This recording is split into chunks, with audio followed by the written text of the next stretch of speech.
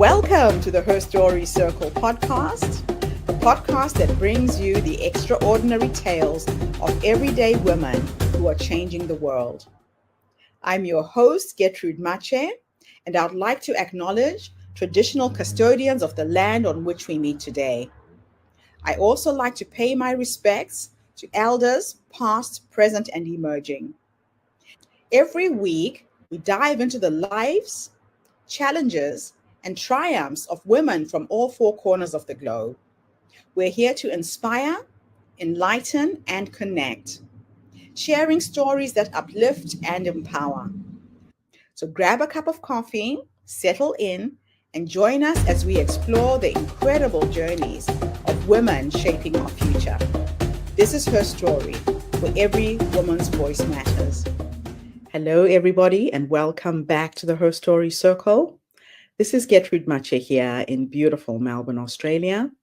And today I am graced with the presence of yet another fascinating young woman. Welcome, welcome, welcome to our tribe.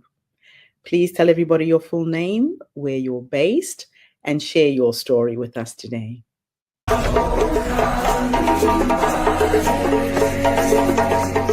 Hi everyone, my name is Mayté Losada. Thank you first of all so much for having me. It's an honor to be here. I am originally from Switzerland. I was born in Bern, but I grew up in Lugano in the Italian-speaking part for a few years, and then I moved to Canada, and then I moved kind of a few different places in the US, where I am currently based right now in Pennsylvania. It's not quite as beautiful as Melbourne. It's actually quite gloomy today. But I would say that my writing journey started when I was in high school, my senior year. I got this idea kind of like a snowball, just kind of like started very, very slowly. I got the names for the characters, and then I started finding out their personalities, and then, where they come from and kind of their character aesthetic, and then the story kind of started happening. So it was this very snowball effect that ended up becoming 3 books somehow. And I started writing it, or planning, I should say. I started planning it senior year of high school, and I started slowly getting all the details together. Then I started writing it, really, I would say, after graduation. And I finished it that year, so that would have been 2019, I believe. And it kind of stemmed from me absolutely loving fantasy. From when I was little, I loved magic and adventure. And I was searching for this story that kind of kept popping up in my head. And I couldn't find it anywhere. So I figured, well, why not write it?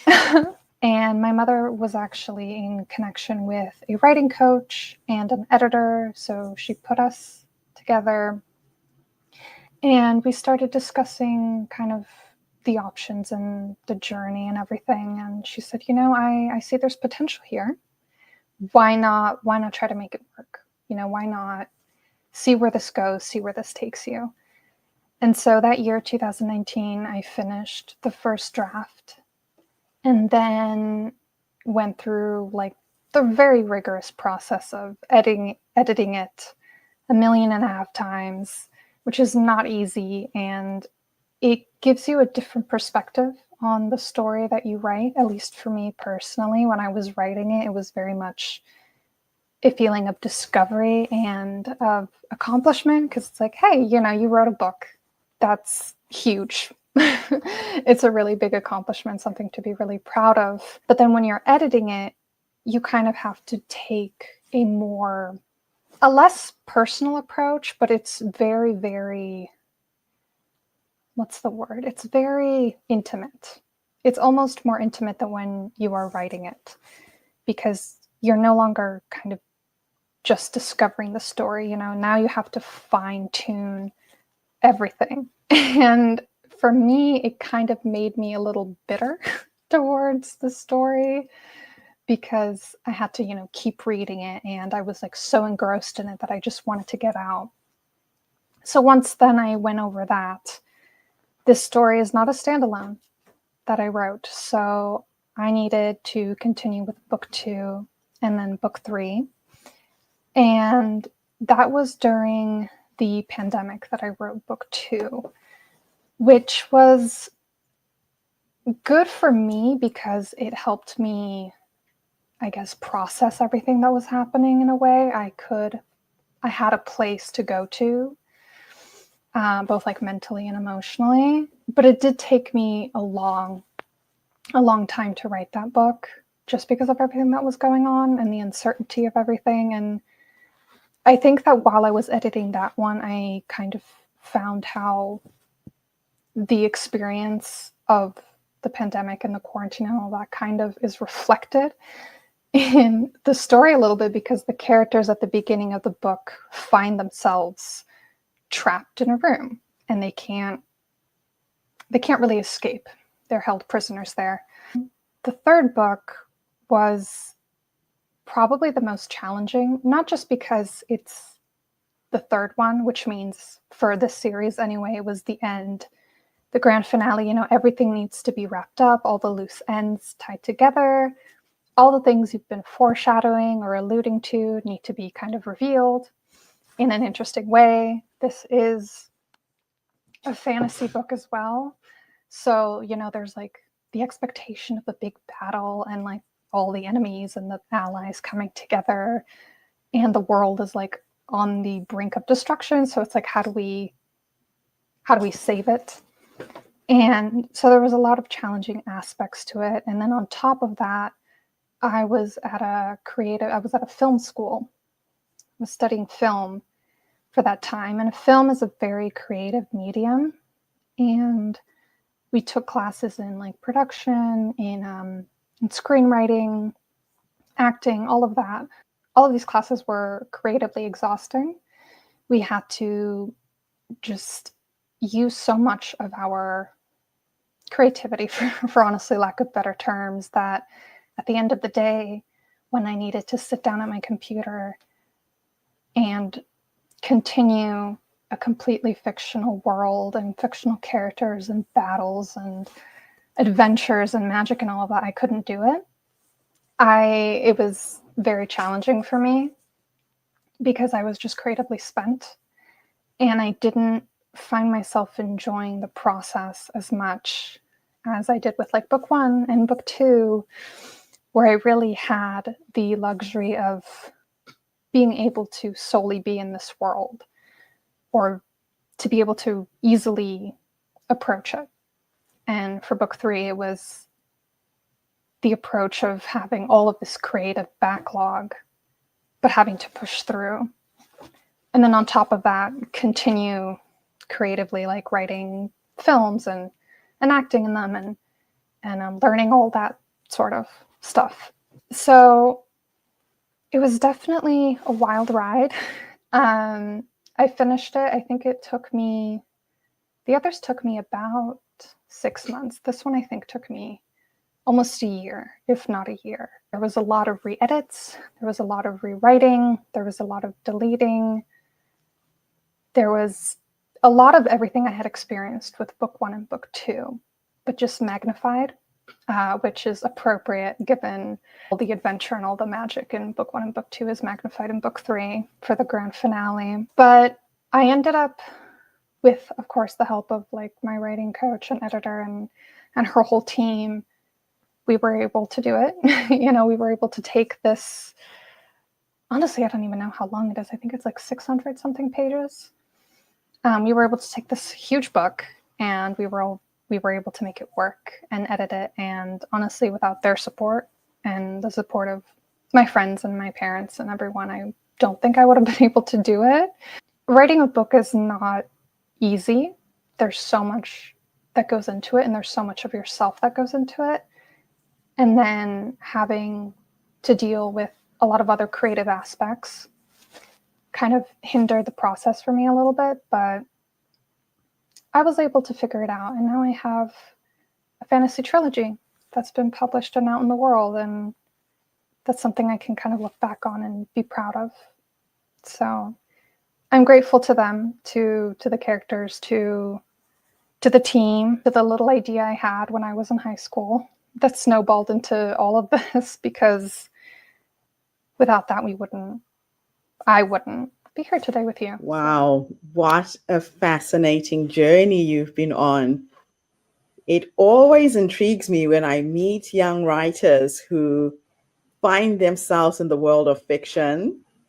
I personally cannot write fiction. I have always stuck to real life stories, and I want to know what the process was for you in coming up, first of all, with the idea and then expanding it to three whole books. That is quite a feat. So let's talk about your writing journey. What specific moment or idea sparked the trilogy, A Darkness So Blessed and Wicked? So there's a TV show called Vikings that's based on the history of Vikings in like Scandinavia, I believe. I haven't actually watched it, but there's a character who's based off a real life person. I pronounce it Ivar. Perhaps in the series it's pronounced differently, but Ivar the Boneless, and I love that name. Not the boneless part, but I loved the name Ivar, and I was like, oh my gosh, that would be an amazing name. What are some female Viking names? And upon researching, I found that Siv, SIV, was one of them. And I'm like, that's a really good name, but it's kind of short. How do I make it longer? And so then, after some tinkering, I came up with Sivreya and Ivar. So I had the names, and I'm like, well, what do I do with these names? They're too good not to use. And then it was kind of at the time where I was thinking of this story of kind of like, oh, it'd be cool to have blood magic to control things with your own blood. And it's like, well, what is an equivalent? Maybe controlling the soul, and things like that. What would be an equivalent? So then the magic started kind of coming to me, and then the world, and I was like, oh, it could be like this gothic dark world. And then like history. I've always loved history. So I'm like, how do I play history into this? And all of this just kind of started coming to me. And then the map. I think the map, it was also really important because I'm a visual learner. So I like to visualize things. Mm-hmm.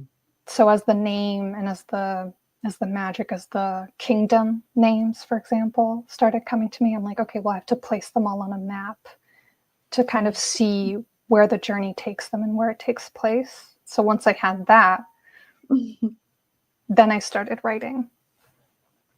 So, how did your cultural background influence the themes, the characters, or the setting of your trilogy? I think in this story, they travel a lot. There's a lot of traveling. In book 1, they travel to a city. In book 3, they travel to different countries, which is something I've done my entire life. I'm a big traveler. I've moved a few times. So maybe that's where that comes from. And I think also just the idea of exploration. I love exploring. And while Okay. in this book, they're not exploring, they're kind of chasing things and trying to figure things out, there's still the idea of learning new things. It sounds to me that exploration nature that you have lended well to the characters and finding their way through this world that you created, correct? Mm-hmm. So, writing a fantasy trilogy while balancing high school and university is really impressive. Not many people would know how to do that. How did you manage your time and maintain creativity? I think for book 1, which I started genuinely drafting after graduation, it was a bit easier because I had just graduated, so exams were over and done with. For book 2, there was the quarantine, so it was easier just to slip into it and be creative. For book 3, that's where the challenge was really met, where I was required to be creative in a major aspect of my life. And then to go back and, manage all of the book wasn't easy, but I think it was definitely carving out time, just being diligent and taking all the time management I had learned in high school or just over the years Mm. and I learned to block out my mornings. So I got up early and I was like, okay, I'm going to be creative for like a couple hours before class if I have afternoon class. So then I don't have to go home after class and worry about, oh, I didn't write today. Oh, I have to be creative, but I'm exhausted. Oh, wow. Yeah, so you really had to be smart about how you used your time. And it's interesting that COVID actually helped because you could really focus. There was no distractions and nothing else happening in the world, right? Mm-hmm. So, what is the most significant lesson that you've learned about yourself as a writer through the process of creating this trilogy? The first one that comes to mind is probably that it's possible, that I can do it. It's Mm. not this daunting, looming idea that I'm too afraid to reach towards because I'm afraid of all the bad things that might be able to happen. There's book one, like with each book, I understand that there's going to be a new challenge, of course, but it's the idea of having, three behind me or before book three, book two behind me before book one, before book two, sorry, book one behind me, so just like the visual and the knowledge of knowing that I've done it. And Yes, that's going to help me in the future. And I think that that's probably a valuable lesson, that it's possible. that is just amazing. Now, can you walk us through your world building process? How did you make Maris and Lacemere feel so vivid and real? I hope I'm saying the names right. Oh, you're fine. I think I read a lot. So we're always told, to get better at something, you have to do it. So I think with writing, you have to read what you write. So Mm. I read a lot of fantasy and I was like, okay, why do I like this? Why does this work? Why can I imagine this author's world so well? Mhm. And so I emulated that in my own way. I think description, imagery is really important. Smell, like sights and smells are very important. Just kind of think about how I remember a place that I've been to. What do I Yes. remember about it? Like the colors, the smell, the food. And attribute that to the aesthetic I've chosen for each kingdom. So like Maris is very gothic and dark. So I was like, okay, there's a lot of red, there's a lot of like wood, there's a lot of dark colors. And then the smear is like more light and it's more like white, pearl, marble. So your prince and princess have complex dynamics. How did you develop their relationship and make it believable despite their intimate enmity? Probably, well, I love a good enemies to lovers, and I really wanted that. Right. And for me, it's not so much like, yes, they want to kill each other, but I think it's the journey of realizing they're not that different from each other that really helped them come together, both as allies in the war and then Mhm. also as just people and a more intimate relationship. And then also like being open, like they're both stubborn and they're both fiercely loyal to their people and to their kingdom and they want to protect it. And so honestly realizing that they want the same thing and they're not that different and that maybe they weren't never really supposed to be enemies, Right. that helped me kind of create a believable dynamic into like, oh, I want to kill you, to like, oh, you're not too bad, we can work together. I love it. And that relationship seems to have evolved as the book progressed as well. Mm-hmm. So, what role does magic play in your trilogy? And how do you create the unique magical elements in your story? Magic plays a pretty big role in the continent that most of the books take place in book 3. Again, they travel a lot. But magic is really important there. And there's a complicated relationship between them all, or between 3, which is, they're known as like the dark powers, like the powers, like the shadows and everything, because of like the darkness and kind of like the cruelty that surrounds the kingdoms as opposed to the free cities. But it's kind of how they fight. Obviously they have swords and like other weaponry, but they fight a lot with magic. You know, that's how they torture each other. That's how they kill each other, how they defend one another.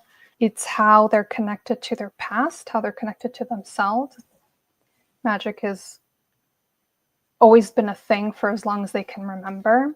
And it's very intertwined in who they are as, you know, characters and people, but also with their relationship is deeply ingrained. In the beginning of book 1, we realize that they accuse each other of like murdering the other through magic. So they kind of having these, I guess, not magical residue, but having the clue of a certain magic having killed someone.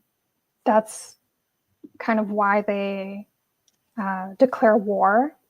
So that magic had like something to do with it. Yes. So if it had just been like a dagger to the throat, you know, it could have been anyone really, but because there's that magical symbol or aspect to the death that they can attribute to their enemy, then they're like, oh, it was you, so war. And it's also something that the other countries are not open to necessarily because they don't have magic. So once that world is more expanded upon, it's interesting to look at the others, like to look at their magic from an outsider's point of view of how truly evil it is and how truly cruel. Absolutely intriguing. Now, the premise involves political intrigue and mystery. How did you approach weaving these elements together seamlessly?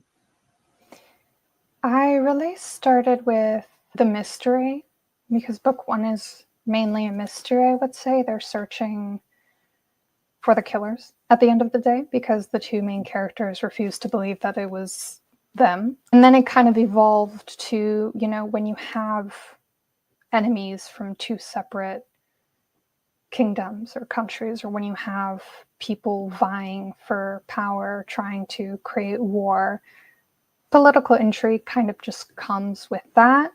Yes. And for me, it was just really finding the story and then letting those elements kind of weave themselves within what I was writing, and not to worry too much about it. So it kind of evolved as the story evolved. Yeah. Absolutely fascinating. Now, can you share your favorite scene or moment in the trilogy, and why does it stand out to you? That one that one has a really funny story because this character who was introduced in book 2 was never on my radar until I wrote a good portion of book 2, and then all of a sudden I was like, oh, I need someone here. I need someone who represents this. And so I ended up creating the character not on a whim, but it sort of felt like on a whim because he was never really written in the plot by then. And he serves as an antagonist for a good part of book 2. And then all of a sudden, there's this one chapter in book 2 where he is commanded to do something. And it'll be explained in the book, but he kind of has to do it. Right. And it's this moment of reflection where he is able to find a loophole and defy that order. And that's the moment he no longer becomes an antagonist. And he kind of like switches sides. Right. And I love that. I love little moments like that. And I think it shows the reality of a war, at least in this context, in this story, of how not everything you thought is how it seems, and that's a big theme in like the books. So not what he thought was not in the end what is, and he's like, oh, I have to make a decision, and he makes it. And I think that that's a big turning point for the rest of the characters. I love it. And it's so intricate and detailed, the way you've woven that character's journey in just a few minutes there. I almost just want to go and buy the book and read it. Oh, thank you. Absolutely love it. I think it's the shortest chapter in the book, but it's really the one that turns one of the tides anyway. So were there any characters or plot lines that surprised you as you wrote them? You know how sometimes when you're writing fiction, a character can take over and go in a direction you hadn't planned, and it evolves into something else that you weren't expecting? Yeah, for Soraya older sister, Rhiannon, she, in book one, she's kind of the hot-headed, emotional, just the one in this world. Kind of being emotional and speaking about how you're feeling is looked down upon. You know, you're supposed to be closed off and deal with it yourself. And she just cannot do that. And kind of by the end of book two, I realized that she needed more. She was in her own way telling me, like, I have more to say, I have more to do. And I was like, you know, you're right. Let me explore this side of you. And so in book three, she takes a pretty significant role, which I had no idea would even be a thing. I was not expecting this at all, but I really enjoyed kind of going on her journey with her and discovering her. And I think she ended up becoming one of my favorite characters. And her journey really touched me in a way that the others didn't, if that makes sense. It makes a lot of sense. It's just fascinating when one listens to what happens to an author as you're writing the book, right? You are the creator of this content, but along the journey, you also found some interesting little surprises that came left wing. You weren't expecting them. You didn't plan them. And when you finish writing, it's like, wow, that's interesting that came through. Mm-hmm. Absolutely fascinating. So now let's go on to writer's block. How did you handle writer's block or periods where creativity feels hard to access? It's definitely happened a lot. With book three, obviously, and also with book two. With book two, I was able to sit down and write, you know, almost basically every day for a few hours. And so I was always like, I felt I was in this constant rhythm of productivity. And then sometimes nothing. You know, I would sit down and I'd write, and I kind of force myself to write because I'm like, no, I've been doing so well. I have to keep doing it. And then I just end up deleting how many words I wrote, and then feel defeated and awful and horrible. I think what book two taught me was that writer's block is not necessarily an enemy. I think we tend to view it as that because it means not being productive or like not writing, but writing a book isn't always writing. You know, it's researching, it's reading. It's sometimes taking a week or two off, because in that week or two that you have off, all of a sudden in the middle of the night, you get an idea and you're like, oh my God, plot hole has been covered up. I figured out how to fix it. And I believe that had I forced myself to continue, that maybe that idea would have never come to me. Yes. So kind of just like going with the flow and trusting the process and not making an enemy out of writer's block is very important to me anyway.